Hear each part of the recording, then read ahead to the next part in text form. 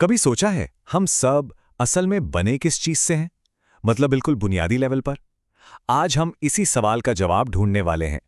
हम बात करेंगे जीवन के उन सबसे जरूरी बिल्डिंग ब्लॉक्स की, जिन्हें हम ऊतक या टिश्यूज कहते हैं। तो आज हम क्या क्या देखने वाले हैं। सबसे पहले समझेंगे कि ये ऊतक आखिर हैं क्या। फिर जानवरों के शरीर को बनाने वाले 4 मेन टिश्यूज के बारे में जानेंगे। इसके बाद हम रक्षक और जोड़ने वाले ऊतकों को समझेंगे, फिर गति और संवेदना देने वालों को, और आखिर में एक छोटी सी झलक पौधों की दुनिया की भी लेंगे। तो चलिए शुरू करते हैं अपने पहले हिस्से से, जीवन के निर्माण खंड, ऊतक। और इसकी शुरुआत एक बहुत ही बेसिक लेकिन बहुत गहरे सवाल से होती है। सवाल ये है कि हमारा शरीर किससे बना है। हम सब जानते हैं कि हमारे शरीर में दिल, फेफड़े, दिमाग जैसे अंग होते हैं, पर ये अंग किससे बने हैं? इसका जवाब छिपा है कोशिकाओं के एक ऑर्गेनाइज्ड ग्रुप में। और इन्हीं ऑर्गेनाइज्ड ग्रुप्स को हम कहते हैं ऊतक, यानी टिश्यू।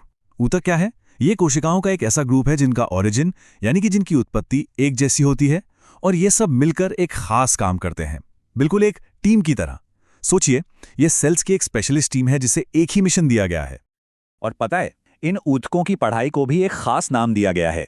ये अपने आप में एक पूरी साइंस ब्रांच है जिसे हिस्टोलॉजी या ऊतक विज्ञान कहते हैं। अच्छा, तो अब जब हम ये समझ गए हैं कि ऊतक क्या होते हैं, तो चलिए आगे बढ़ते हैं। अब हम जानेंगे कि जानवरों का शरीर किन 4 मुख्य ऊतकों से मिलकर बनता है। जानवरों के शरीर में बेसिकली 4 सुपर हीरो टीमें काम करती हैं। पहली उपकला ऊतक, हमारे प्रोटेक्टर्स। दूसरी संयोजी ऊतक, हमारे सपोर्टर्स। तीसरी पेशी ऊतक, जो हमें मूव कराते हैं, यानी हमारे मूवर्स। और चौथी तंत्रिका ऊतक, हमारे मैसेंजर्स, जो संदेश पहुंचाते हैं। चलिए अब पहली 2 टीमों को जरा करीब से देखते हैं, रक्षक और जोड़ने वाले ऊतक। सबसे पहले बात करते हैं उपकला ऊतक की। ये हमारे शरीर की शील्ड है, एक तरह की ढाल। ये न सिर्फ हमारे शरीर को बाहर से कवर करती है, जैसे हमारी स्किन, बल्कि हमारे अंदर के जितने भी खोखले अंग हैं, उनको अंदर से भी लाइन करती है। मतलब पेट की अंदरूनी परत से लेकर मुंह तक सब कुछ यही ऊतक है। अब आती है दूसरी टीम, संयोजी ऊतक या कनेक्टिव टिश्यू। इसे शरीर का इंफ्रास्ट्रक्चर समझिए। इसका काम ही है कनेक्ट करना, सपोर्ट देना और बाकी सभी टिश्यूज और अंगों को एक साथ बांध कर रखना। ये हमारे शरीर का गोंद भी है और ढांचा भी।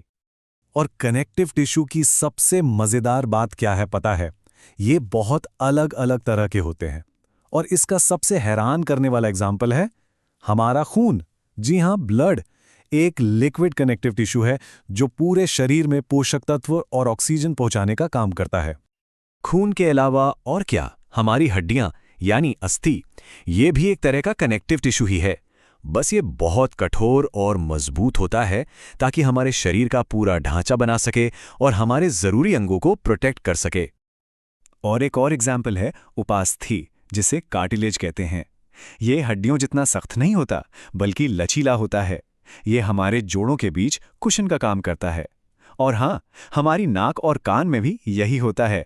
तो देखा, खून जैसा तरल, हड्डी जैसा कठोर और कार्टिलेज जैसा लचीला, ये सब कनेक्टिव टिश्यू ही हैं। तो हमने प्रोटेक्शन और कनेक्शन की बात कर ली।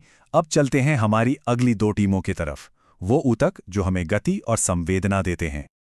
सबसे पहले हैं पेशी ऊतक यानी मसल टिश्यू। ये हमारे शरीर के इंजन हैं। ये खास तरह के फाइबर्स से बने होते हैं जिनमें कुछ स्पेशल प्रोटीन होते हैं, और इन्हीं प्रोटीन्स की वजह से ये सिकुड़ सकते हैं और फैल सकते हैं। और इसी कॉन्ट्रैक्शन और रिलैक्सेशन से हमारे शरीर में हर तरह की मूवमेंट होती है।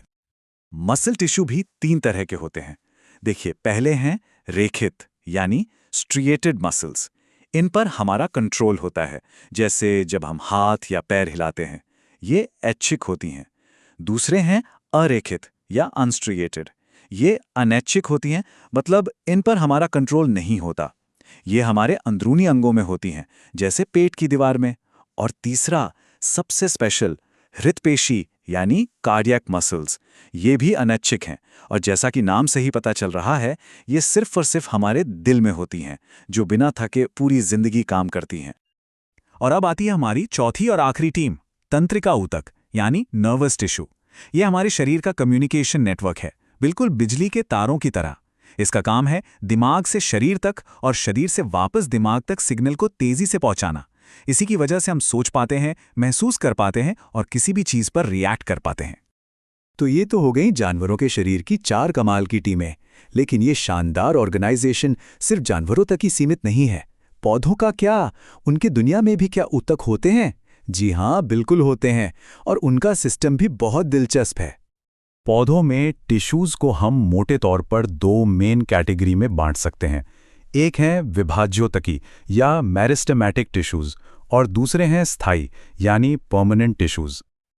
अब इन दोनों में फर्क क्या है? देखिए, जो विभाज्योतकी ऊतक हैं उनका काम है ग्रोथ, सेल डिवीजन। ये पौधे के ग्रोइंग हिस्सों में पाए जाते हैं, जैसे जड़ और तने की टिप पर। इन्हीं की वजह से पौधा लंबा और चौड़ा होता है। वहीं दूसरी तरफ स्थायी ऊतक वो हैं जो अपनी डिवाइड करने की क्षमता खो चुके हैं। अब उनका काम पौधे को स्ट्रक्चर देना, सपोर्ट देना और खाना पानी ट्रांसपोर्ट करना है। ये पौधे का ज्यादातर हिस्सा बनाते हैं। तो यहाँ सबसे जरूरी बात यह समझनी है कि ये सभी ऊतक, चाहे वो पौधों में हो या जानवरों में, अकेले काम नहीं करते। कई तरह के ऊतक मिलकर एक अंग यानी ऑर्गन बनाते हैं, जैसे हमारा दिल या फेफड़े। और फिर जब कई अंग मिलकर एक खास काम करते हैं तो वो एक सिस्टम यानी तंत्र बनाते हैं, जैसे हमारा पाचन तंत्र। ऊतकों का यही कोऑर्डिनेशन, यही तालमेल असल में जीवन का आधार है।